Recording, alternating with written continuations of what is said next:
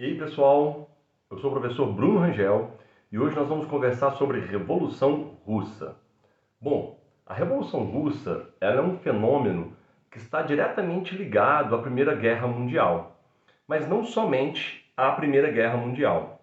Então, nós vamos ver um pouco dos antecedentes da Revolução, o contexto que a Rússia vivia.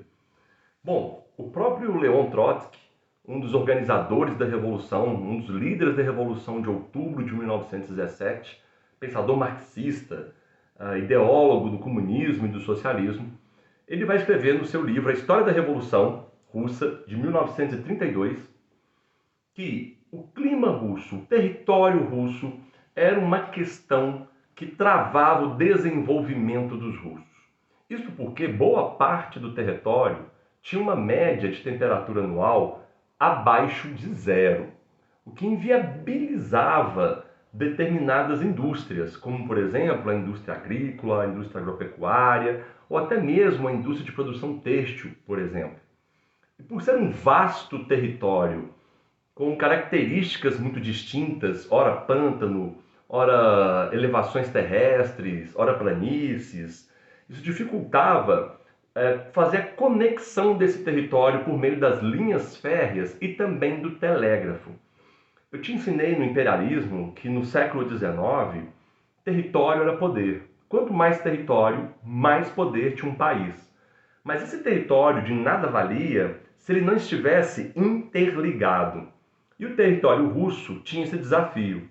Temos que ter cuidado aqui para não cairmos num determinismo, porque não são as condições naturais que vão determinar como o país se desenvolve ou não, mas elas vão influenciar de alguma maneira. No caso da Rússia, por exemplo, as áreas que tinham temperaturas agradáveis, elas conseguiam ter uma produção agrícola devido à fertilidade do solo que abasteceria a Rússia inteira, por exemplo. A questão de não conseguir abastecer, a questão da miséria que a gente vai encontrar na Rússia, tem a ver com a concentração de renda e com a exportação, que a gente vai abordar também. Bom, a Rússia era um país de características ainda feudais. Tá? É claro que não é um feudalismo idêntico àquilo que a gente encontra em alguns países, em alguns poucos países europeus, ali nos idos do século XV, do século XIV. Mas os elementos essenciais da feudalidade estavam presentes na Rússia. Então a Rússia, em pleno século XIX e XX, ela compete com os países industrializados europeus, porém a Rússia é um país agrário. E o fato de ser um país agrário e exportador de grãos faz com que a Rússia venda esses produtos com baixo valor agregado, enquanto os países europeus industrializados vendem produtos com alto valor agregado. Bom, cerca de 79% da população russa vivia no campo. Era um país feudal com muitos camponeses, com muita gente que vivia no campo. A agricultura na Rússia era responsável por 45% da renda nacional na Rússia. E a gente tem que pensar que, por exemplo, é um país agrário, com uma população muito grande no campo e que por isso os conflitos de classe estão no campo. Conflitos entre camponeses e nobres. Camponeses que não querem mais ser servos, e a servidão vai ser abolida na Rússia na segunda metade do século XIX, e nobres que não querem perder os seus servos, porque é do trabalho dos servos que vai vir a riqueza dos nobres. Os camponeses querem ser proprietários de terra. Os nobres não querem perder as suas terras. Então havia uma disputa grande no campo que vai ser amenizada pelo fim da servidão e pelas comunas. Não tem nada a ver com comunismo. Comunas foi uma tentativa do Estado russo de amainar um pouco esse conflito de classes no interior da Rússia.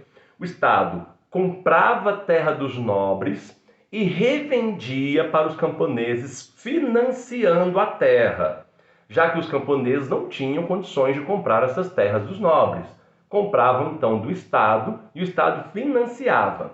Só que os nobres, como toda boa elite financeira mundial, vão vender para o Estado terras inférteis. O Estado, por sua vez, vende para os camponeses terras inférteis.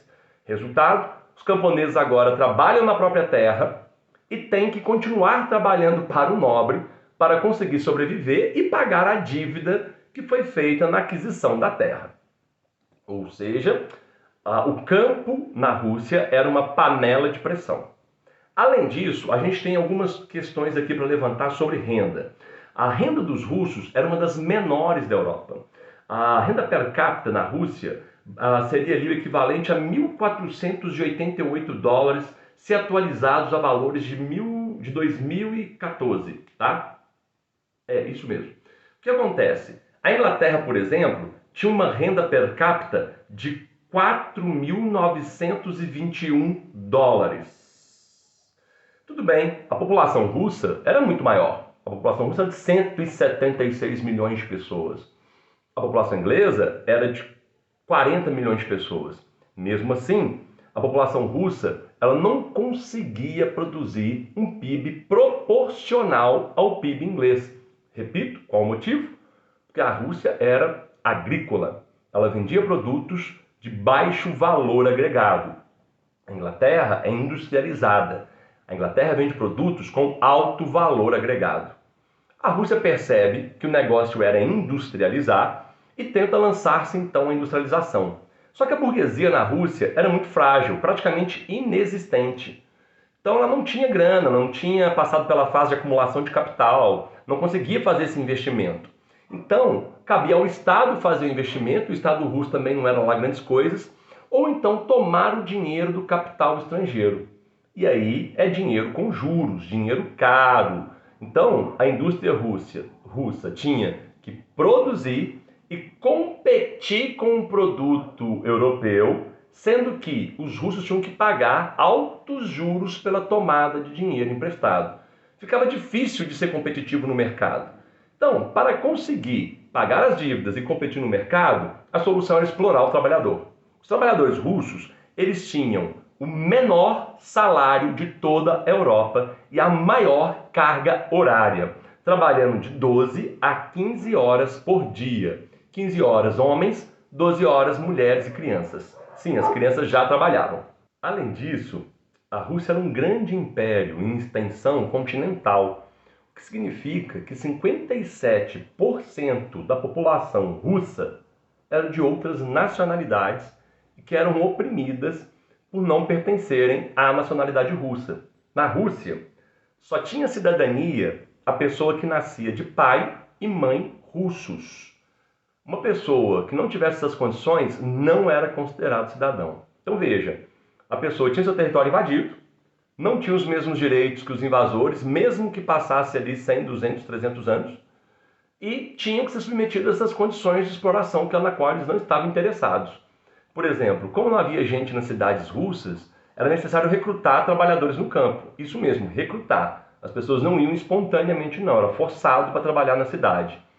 E havia uma insatisfação geral, porque eu não sou russo, eu não pertenço a esse país, não tenho os mesmos direitos, tenho que trabalhar onde não quero, da forma que eu não quero, para ganhar o que não é justo. Havia uma crença por parte dos russos que eles tinham uma superioridade natural. As mesmas ideias do século XIX que a gente já viu exaustivamente na aula de imperialismo e um pouquinho de Primeira Guerra. Eles acreditavam que eram superiores aos demais povos e que Deus, a providência divina, a providência com P maiúsculo, havia escolhido os russos para liderar o mundo.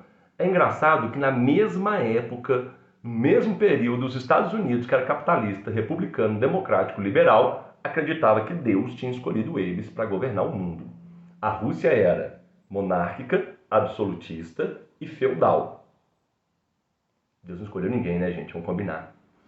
Bom, além disso, essas nacionalidades que não eram russas, elas eram obrigadas a se converter ao catolicismo ortodoxo, que era uma igreja cristã diferente do catolicismo tradicional que a gente conhece aqui no Ocidente. É um catolicismo mais ao pé da letra, mais rígido, talvez, digamos assim.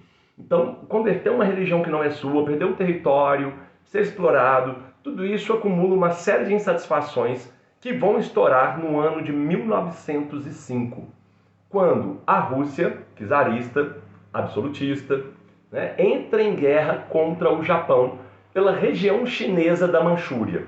Então é uma região da China que Rússia e Japão estão interessadas e por isso elas entram em guerra uma com a outra.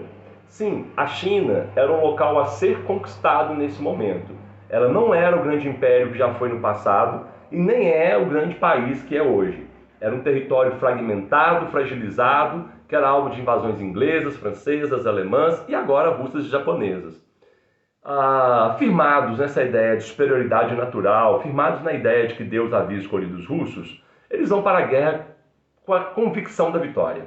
Só que os japoneses já haviam passado pela sua revolução industrial durante a era Meiji, na qual o Japão troca o seu modelo de produção, que era manufaturado, para um modelo industrial e troca o seu exército, cuja grande base eram os samurais, que lutavam com códigos de honra, espada, artes marciais, troca pelos exércitos militarizados, armados, com metralhadoras e etc, e etc. Exércitos mais eficientes na sua letalidade, né? E assim o Japão vence a Rússia nessa guerra, né? O Japão vai vencendo uma batalha após a outra e vence a Rússia no final das contas. Os russos, enquanto a guerra se desenvolvia, enquanto a guerra acontecia, tinham a sua situação de vida muito piorada, porque todo o esforço produtivo era para abastecer a Rússia na guerra. O que fez com que os trabalhadores russos fizessem uma manifestação pacífica na porta do Palácio do Czar, em São Petersburgo, e no domingo, porque os trabalhadores russos eram proibidos de fazer greve, eles não podiam fazer greve, tá? E eles foram para a porta do Czar pedir melhores condições de vida. Tinham homens, mulheres e crianças, porque todos eram trabalhadores. O Czar, no auge da sua sensibilidade às demandas do seu povo por alimento, manda sua guarda abrir fogo contra os manifestantes, atirar nos manifestantes. Mataram milhares de pessoas. As pessoas correndo, foram pisoteadas, caíam, se machucavam, várias pessoas feridas, com sequelas graves. Esse episódio ficou conhecido como Domingo Sangrento, também apelidado por Lenin posteriormente de ensaio geral, ou seja, um ensaio para a Revolução de 1917. Só que esse movimento toma dimensão, esse movimento cresce e, inclusive, um navio da Marinha Russa vai aderir ao movimento, que é o encouraçado Potemkin, no qual os marinheiros eram muito maltratados dentro das embarcações, eles ainda recebiam castigos físicos, eram punidos com chicotadas, que era uma tradição das marinhas, né, do mundo.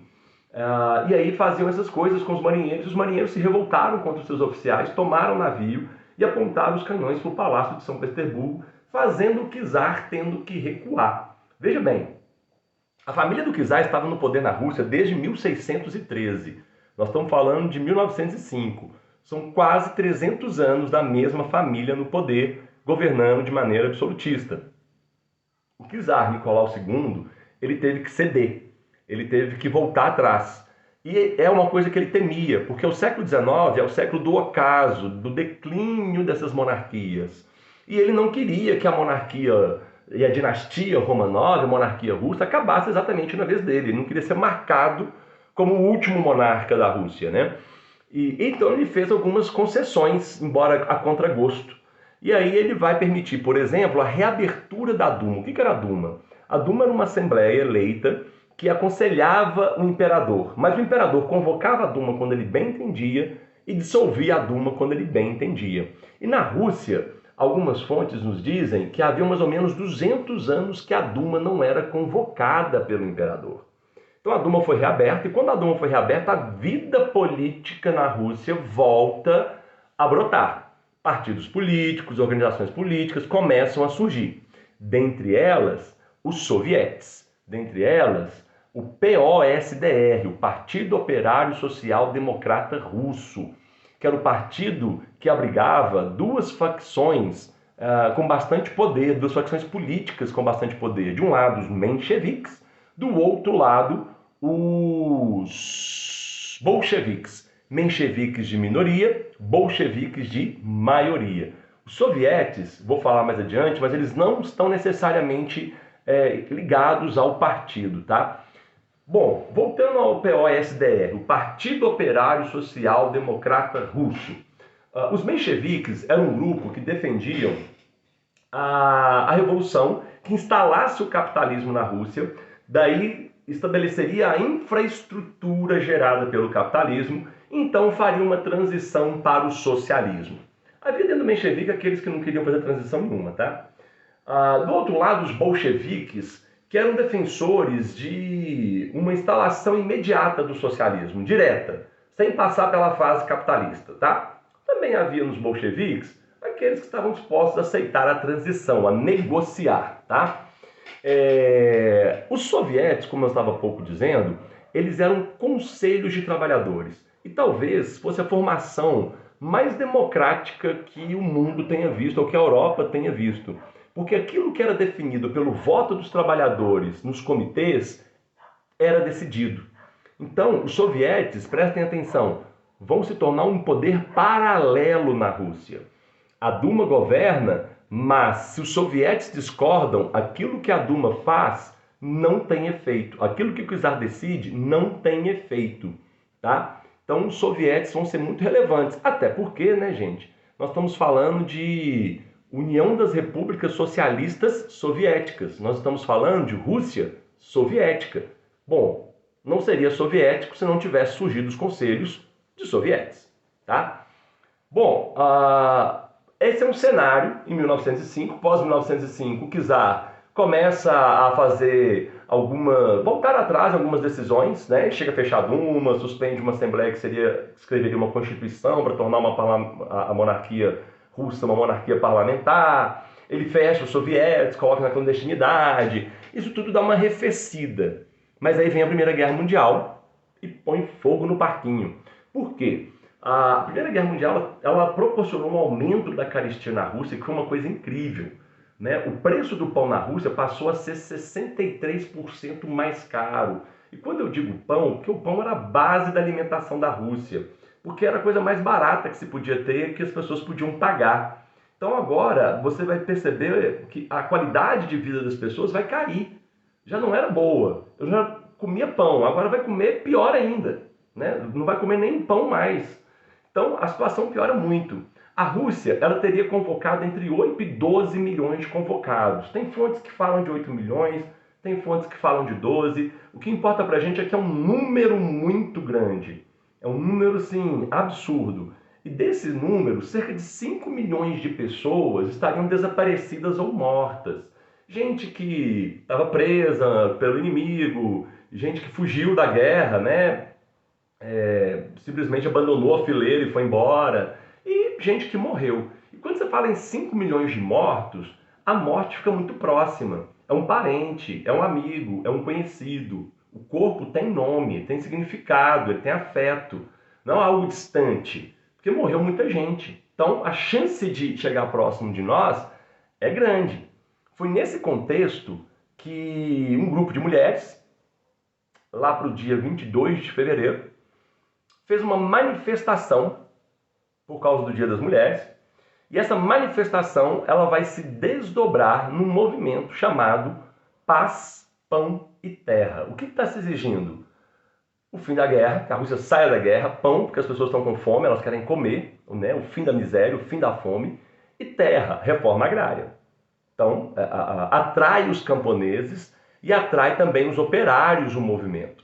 Esse movimento das mulheres, ele foi incrível, porque começa, eu falei dia 22, né, gente, é um equívoco, começa dia 23 de 2 de 1917 e você vê que em poucos dias, mais ou menos 5 dias, o czar já havia caído. Né? Existe uma frase na Rússia gravada no monumento que diz: glória às mulheres em luta pela liberdade. Ou seja, a Rússia valorizava suas mulheres que começaram a luta para derrubar o czar. Preciso te fazer um adendo que é o seguinte: o calendário russo ele é o calendário juliano nesse momento. Juliano, que se refere ao imperador Júlio César, que criou esse calendário em 46 a.C., lá em Roma. Tá? Esse calendário foi substituído, lá pelos idos de 1500, pelo Papa Gregório, onde foi criado o calendário gregoriano. Mas a Rússia não mudou, porque a Rússia é de uma igreja ortodoxa, ela não segue as doutrinas da Igreja Católica do Ocidente. Então ela não aceitou a mudança que o Papa fez no calendário. Então o calendário russo tinha 13 dias de atraso em relação ao calendário ocidental. Então não é incomum você encontrar textos que falam que a Revolução de Março de 1917 e textos que falam de Revolução de Fevereiro de 1917. Não é incomum, pelo contrário, tá? É bem comum na verdade. Essa greve das operárias, que foram as ruas pedindo paz, pão e terra, rapidamente ganhou adesão de vários movimentos sociais, inclusive militares, o que lembrava muito o evento de 1905 com o encouraçado Potemkin, né? Lembra bastante a adesão dos militares. O czar manda o movimento ser reprimido, só que as suas tropas não obedecem. As tropas ou aderem ao movimento ou não fazem absolutamente nada para impedir o movimento. Então, sem ter condições de governar, de reprimir o movimento Paz, Pão e Terra, o czar vai abdicar do trono no dia 1º de março. E as mulheres começaram 23 de fevereiro. 2 dias depois, o irmão do czar renuncia, porque não tinha a menor chance dele assumir e ficar no poder. E aí vai ser necessário a instalação de um governo provisório, porque não tem governo. Cadê a Rússia? Não tem governo na Rússia. E esse governo provisório vai ser o governo do príncipe Lvov, que ele vai tentar ali voltar um pouco daquele absolutismo czarista, mas não vai dar certo. Rapidamente, ele vai ser substituído pelos mencheviques, que vão fazer um governo também provisório, tá? Democrático e burguês. Então o Lvov, ele governa numa fase de transição e em abril, o Lvov governa em março e em abril mencheviques assumem. Ora, por que os mencheviques assumem? Porque o movimento é paz, pão e terra. Ter terra pressupõe propriedade privada. O que significa que dentro da Duma, o grupo que representava a ordem da propriedade privada eram os mencheviques. Afinal de contas, eles defendiam a instalação do capitalismo primeiro, não é mesmo? Então, o que ocorre? O poder cai no colo dos mencheviques. Sem contar que as elites russas, elas ficaram com muito receio de que esse movimento social que estava mudando a política na Rússia também mudasse a sociedade. Ou seja, que esse movimento se voltasse contra aquelas elites exploradoras do trabalho das pessoas camponesas e das pessoas que viviam nas cidades. Então, essa elite está apavorada. Inclusive, ela prefere a volta do czarismo, se for necessário, do que uma revolta social que mude tudo, que altere a ordem social da Rússia. Então, essa elite vai apoiar os mencheviques dentro da Duma. E por que não os soviéticos? Por que não os bolcheviques? Porque quando o povo foi às ruas, gente, eles não estavam pedindo socialismo, comunismo, capitalismo. Eles estavam pedindo paz, pão e terra. Né? E a terra é a propriedade privada. Então, os mencheviques assumem o governo, fazendo uma coalizão frágil, mas fazendo uma coalizão com os bolcheviques e também com alguns soviéticos para tentar governar. Fazem uma coalizão também com outro partido pequeno chamado Kadets, com o Partido Socialista Revolucionário Russo, mas são coalizões muito fragmentadas, que não vão suportar o peso do que virá adiante. Por quê? O Lenin, que estava exilado, bom, quem é Lenin, né? O Lenin também é um teórico marxista, um ideólogo do comunismo. O pensamento leninista influencia muita gente até hoje, tá? E ele defendia a instalação imediata do comunismo. Ele era um líder bolchevique e, por sua vez, também já foi líder dos sovietes. Então, o que ocorre? O Lenin estava exilado porque incomodava muito o czar com seu discurso. Com o fim do czarismo, o Lenin volta para casa e lança um documento chamado Teses de Abril, que pedia a paz imediata, o fim do governo provisório e declarava todo o poder aos sovietes, porque todo o poder aos trabalhadores, já que os sovietes eram os conselhos que representavam os trabalhadores. Ou seja, no primeiro mês do governo provisório, o Lenin já chegou fazendo uma oposição muito dura contra eles e que dificilmente eles resistiriam. Porque lembra do tripé? Paz, pão e terra? Então, os mencheviques vão de fato fazer uma reforma agrária, mas eles não vão tirar a Rússia da guerra e, não tirando a Rússia da guerra, não conseguem prover o pão, não conseguem distribuir o pão para os russos. O que vai ocorrer nesse contexto, gente? O seguinte, os mencheviques não podem tirar a Rússia da guerra porque eles dependem da base de apoio estrangeira capitalista. Eles percebem que internamente eles não têm o apoio hegemônico ou da maioria. O apoio que eles têm é um apoio muito frágil, um apoio que a qualquer momento pode vir por a terra. Então, o apoio das nações capitalistas estrangeiras era necessário. E se ele saísse da guerra, ele ia perder esse apoio, né? Ele ia ficar difícil manter esse apoio a ele. Então ele quer continuar na guerra e permanece com a Rússia na guerra por esse motivo, basicamente, tá? Só que é o seguinte, os mencheviques vão planejar uma ofensiva contra os alemães no mês de julho. Então, em abril, maio, junho, julho, né? O quarto mês de governo. E essa ofensiva, ela deveria ser não só uma vitória militar, mas ser também uma vitória política. Porque vencer os alemães numa ofensiva, numa batalha, era mostrar a eficiência do governo capitalista, liberal, republicano, democrático. Era mostrar a eficiência da burguesia e dos mencheviques. Mostrar que o problema era o czar, que era o atraso.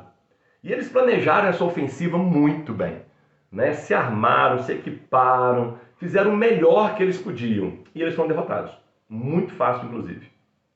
O que levantou uma animosidade contra eles, tão grande, mas tão grande, que os bolcheviques, que tinham consentido com a existência de um governo provisório, retiram seu apoio e tentam dar um golpe. Tentam dar um golpe e desfazer tudo. Só que os mencheviques vão conseguir evitar essa tentativa de golpe bolchevique. Na sequência vai vir uma tentativa de golpe cadete, do partido cadete, que também não vai funcionar, não vai dar certo. Mas isso tudo mostrava que o governo havia acabado, né? Duas tentativas de golpe, né? Uma em agosto, outra em setembro. Não dava, era inviável, era um governo que estava por acabar. Foi aí que o Trotsky, que acreditava que revoluções tinham que acontecer com derramamento de sangue, que não existem revoluções sem morte, cria a Guarda Vermelha. Cria a Guarda Vermelha para tomar o poder na marra. A Guarda Vermelha eram trabalhadores e camponeses armados. Kerensky, líder dos mencheviques, sabendo das intenções de Trotsky, foge para os Estados Unidos, deixando o governo acéfalo, sem cabeça. Trotsky, então, começa o seu movimento revolucionário e toma o palácio do governo sem muita resistência, é verdade. Não enfrentou muita resistência, não. E aí, o Lenin vai promulgar um decreto que faz cumprir o lema paz, terra e pão. Ou seja, a Rússia sai da guerra. Começa a negociação com a Alemanha para a assinatura do Tratado de Brest-Litovsk, no qual a Rússia cede territórios e a Alemanha consente com a saída dela, o que era bom para a Alemanha também. Quando Lenin chega ao poder, ele faz uma série de mudanças, já instalando o socialismo. Por exemplo, ele vai anular os títulos da nobreza, vai fazer separação entre igreja e Estado, vai simplificar a língua escrita russa. Localmente, as regiões tinham autogoverno, então você está descentralizando o poder. Liberdade de expressão volta na Rússia, liberdade de imprensa também volta na Rússia, de greve, as pessoas podiam fazer greve, liberdade de associação, você podia fazer qualquer grupo que você quisesse.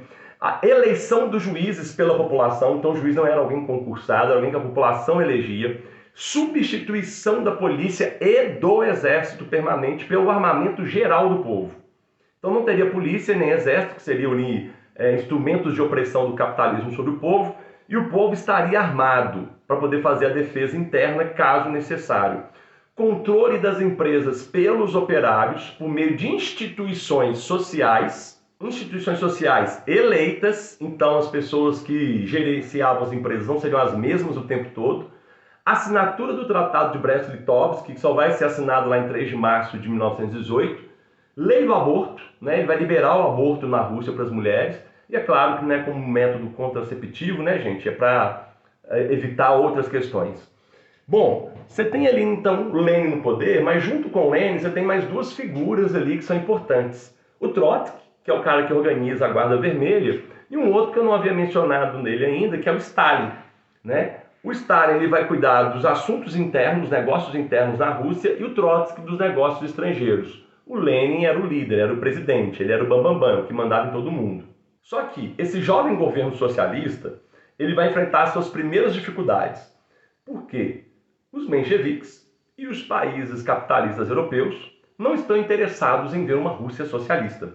Não querem ter um vizinho socialista tão próximo a eles. Então, vão formar o Exército Branco, isso mesmo, olha que loucura, em plena Primeira Guerra Mundial, vamos fazer mais uma guerra, isso aí. Vão formar o Exército Branco, com apoio de tropas aliadas, com apoio de dinheiro da Inglaterra e da França, para derrotar o governo socialista.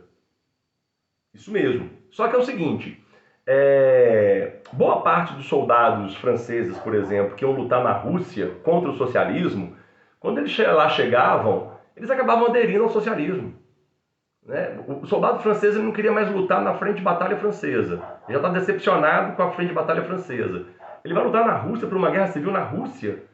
Não faz o menor sentido para ele isso. E quando ele chega lá e descobre que soviéticos e bolcheviques querem tirar a Rússia da guerra, querem colocar o controle das empresas na mão dos trabalhadores, esse soldado era um trabalhador, ele era um operário, ele muda de lado na hora.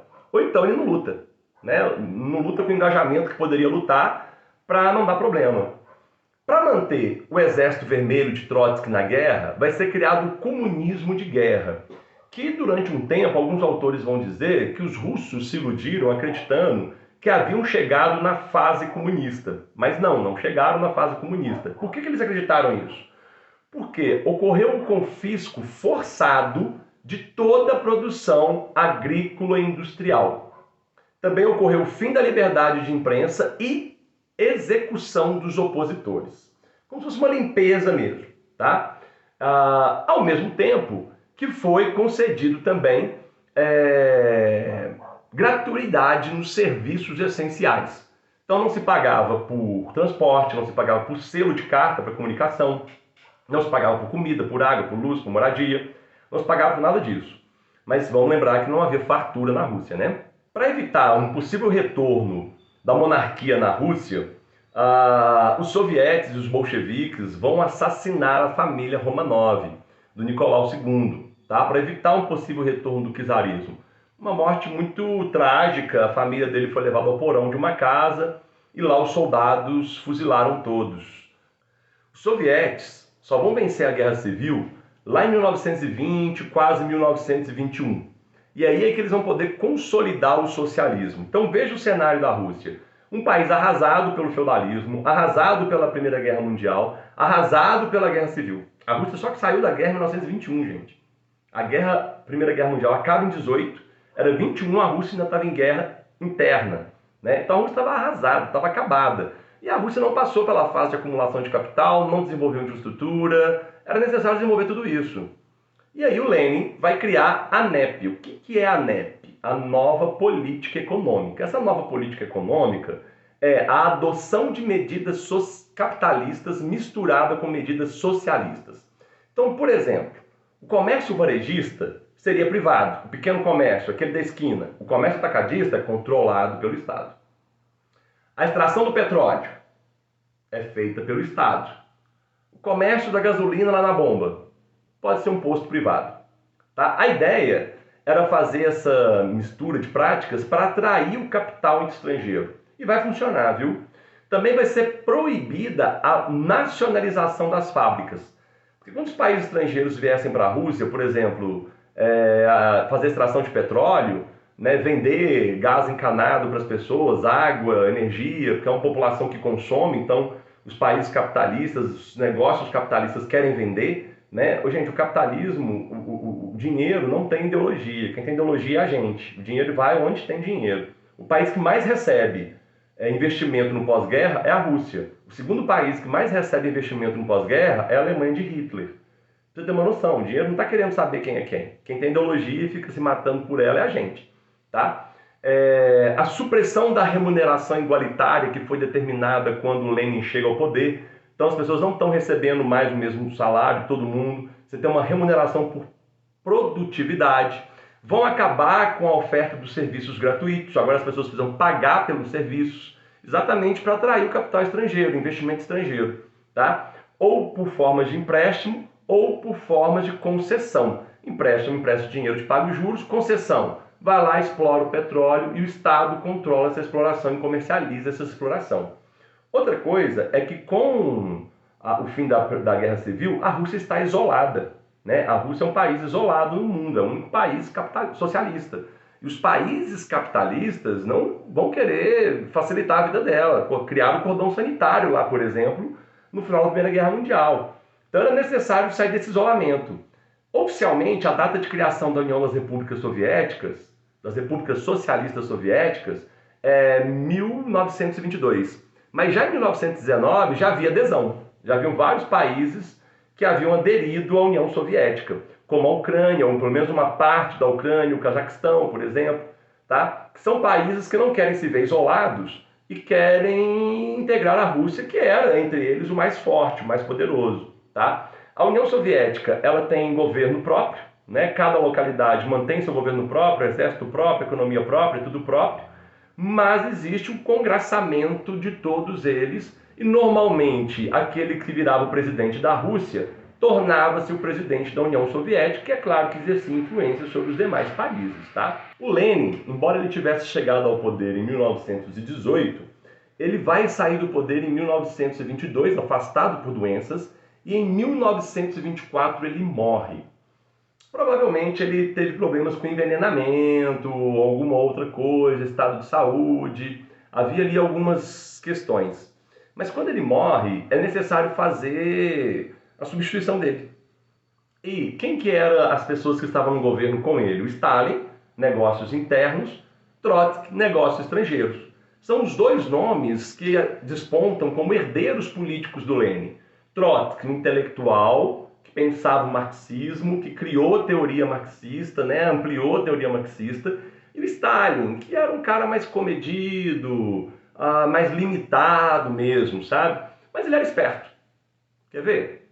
Por exemplo, no 13º Congresso do Partido Comunista Russo, onde ia ser definido quem seria líder do partido e, consequentemente, presidente da Rússia, o Trotsky faz a seguinte proposta de acordo com a ideologia marxista: revolução permanente, internacionalização do comunismo imediatamente. Porque na teoria marxista, o comunismo, se isolado, vai ser atacado pelos capitalistas. A única forma do comunismo triunfar é expandindo, é se espalhando. Bom, o Trotsky defende então essa internacionalização imediata, uma revolução permanente, uma revolução que não parasse. Bom, isso pode agradar eventualmente os intelectuais, mas na prática os russos estão cansados do esforço de guerra. Expandir o comunismo não necessariamente implicaria em guerra, mas poderia implicar. E mesmo que não implicasse, implicaria certamente em gasto de recursos, que a Rússia não os tinha. Então, as pessoas estavam cansadas disso. E a população russa ela não é comunista. Lembra que o movimento Paz, Pão e Terra, eles não pediram comunismo. Eles estavam pedindo coisas básicas, estavam pedindo coisas que eram próximas deles. Então, o partido olha para aquela ideia do Trotsky assim e fala, olha, acho que não está na hora, mas por outro lado, essa é a teoria, né? Isso é o que o marxismo diz. Do outro lado tinha Stalin. Stalin esperto. O que o Stalin fez? Olha, vamos consolidar o comunismo primeiro na Rússia. Depois de consolidado aqui o socialismo em um só país, aí a gente faz a expansão. Veja, ele não nega a expansão, ele apenas adia. É o que todo mundo queria. O que deu? Stalin eleito na cabeça. Stalin eleito, chega ao poder na Rússia em 1924. Ele é duramente criticado pelo Trotsky, que vai dizer que o Stalin fez mais mal ao comunismo do que qualquer outra pessoa, do que até mesmo o próprio Hitler, depois que o Hitler ascende ao poder. Ele fala que o Stalin fez mais mal ao comunismo que o Hitler, porque ele descaracterizou o comunismo, mudou tudo. Ele vai dizer que o Stalin concentrou todo o poder na mão dele. Que o poder que era do partido virou do comitê e ele virou de um homem só, Stalin. E não era essa a proposta, né? E essas críticas duras do Trotsky vão render a ele, em 1927, um exílio. Ele vai ser exilado no México, onde ele vai ter um relacionamento com a Frida Kahlo, que já era casada, mas o casamento dela era aberto, então isso não foi um problema, não. E o Trotsky vai passar por sucessivas tentativas de assassinato, até que a polícia secreta russa consegue, de fato, assassiná-lo em 1940. Opa, estava eliminado o grande bloqueio para Stalin, a grande ameaça para Stalin estava eliminada. Em 1940, né, gente? Já estava começando a Segunda Guerra Mundial, o foco das pessoas estava mais voltado para isso. Tá? Quando Stalin chega ao poder, ele vai desfazer uma série de coisas que o Lenin fez. As medidas que o Lenin fez de igualar salários de mulheres e homens, de garantir nacionalidade para todos, de simplificação do idioma russo, tudo isso o Stalin desfez. Vai desfazer a lei do aborto, vai desfazer a NEP, ele vai desfazer tudo, tá? E começa a criar um regime mesmo autoritário, totalitário. E para substituir o plano econômico NEP, ele vai lançar os planos quinquenais, que é nada mais nada menos uma tentativa de aumentar a produção industrial por meio da planificação da economia. Ou seja, o Estado vai garantir que tudo seja planejado e produzido de acordo com o desejo do Estado. Então, uma fábrica que produz pneu vai produzir 100 pneus. Ah, mas a gente pode produzir 105. Não vai produzir 105, porque o Estado determinou na planilha que seria 100. Essa mesma fábrica pode ter condições de produzir o pneu e a roda, mas o Estado determinou que ali produz só o pneu. A roda vai ser produzida em outra fábrica, porque isso faz gerar renda em todas as regiões, faz desenvolver indústria em todas as regiões, e não uma só. Então o Estado planifica a economia. O que é esse indivíduo, o funcionário público que recebe essas ordens? Ele é um executor, ele não é alguém criativo, ele não é alguém que pensa em soluções de problemas, ele pega o que ele recebe e faz. E a cada 5 anos, determinadas metas tinham que ser estabelecidas e batidas. No início foi tudo uma maravilha, mas depois os planos quinquenais esgotaram, as pessoas não conseguiam mais atingir aquelas metas e começavam a burlar, né? Emitiam relatórios falsos, etc. e tal. Mas no primeiro momento os planos quinquenais foram tão bem sucedidos, mas tão bem sucedidos, que foi permitido construir o metrô de Moscou. E o metrô era uma questão de ostentação de Estado. Não era qualquer Estado que tinha metrô não, e os caras construíram um metrô. Tá? No campo das indústrias, elas eram administradas por cooperativas chamadas kolkhozes. Esses kolkhozes são cooperativas que permitem aos trabalhadores, sobre a liderança do Estado, recebendo a planilhazinha do Estado, gerenciar a fábrica.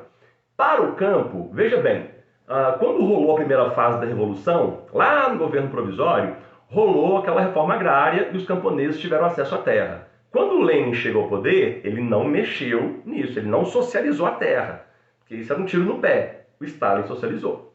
O Stalin estatizou as terras, criou fazendas estatais chamadas sovkhozes, e aí surge aquela coisa bem nebulosa do Holodomor, né? Que ele teria tomado terras de camponeses ucranianos que ficaram na miséria, na fome, morreu milhares de pessoas. Digo nebulosa porque há quem refute isso, tá? E aí você tem mesmo Stalin agindo de maneira arbitrária. De 1930 a 1933, alguns estendem ali de 30 a 36, ocorre no governo de Stalin a fase do terror, né? O momento que mata-se muita gente, o momento que prende muita gente, o momento que tortura muita gente, o momento que as pessoas são enviadas para gulags. Gulags seriam tipo campos de concentração, né? No qual os trabalhadores ali viviam por máximo 5 anos. Campos na Sibéria, era bem pesado mesmo. Populações não russas eram enviadas para lá, todos os indesejados, homossexuais, judeus, todo mundo que era considerado indesejado era enviado para lá. E aí você começa um estado de policiamento total, né? Quem está te policiando? A pessoa que está na fila do pão com você. Se você reclama do preço do pão, isso pode ser um motivo para você ser preso, torturado e ter que entregar alguém que está atentando contra a revolução e contra o governo. Então, tem um caso de uma professora que foi presa por causa de uma piada. Ela fez uma piada e foi presa, foi para um gulag, ficou lá 5 anos, né? E era isso, era essa coisa totalitária. Por isso que o stalinismo se encaixa dentro dos governos totalitários. Ele perseguia seus inimigos políticos, então ele praticamente não tinha oposição. E quem pensava em fazer oposição desistia, porque sabia muito bem o que acontecia. O governo de Stalin foi de 24 a 53, com a sua morte, né? Ele morre em 53 e após a morte dele, o sucessor, Nikita Khrushchev, ele vai confessar dentro de uma reunião do Partido Comunista, no Congresso do Partido Comunista, os crimes cometidos pelo Stalin, né? A fala dele é gravada e sai pelo mundo afora. Eu não sei até que ponto isso foi vazado de propósito, né? Porque a ideia de dizer que o criminoso foi o anterior, eu não. De agora por diante o governo é incólume, né? O governo é incorruptível, o governo é bom. O que aconteceu foi lá para trás. Era uma maneira de assumir coisas para o passado e tirar do seu colo as coisas do presente. Bom, pessoal, espero que vocês tenham gostado e que tenha ajudado vocês. Até a próxima. Até mais.